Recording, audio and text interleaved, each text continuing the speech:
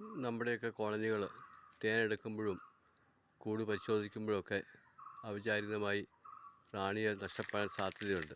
അങ്ങനെ വരുമ്പോഴത്തേക്ക് നമ്മൾ മുൻകൂട്ടി തന്നെ സീസണിലേക്ക് നമ്മൾ റാണിയെ കരുതി വയ്ക്കണം. ചെറിയ കോളനികളാക്കിയോ കേജിൻ്റെ അകത്തൊക്കെ കരുതി വയ്ക്കണം.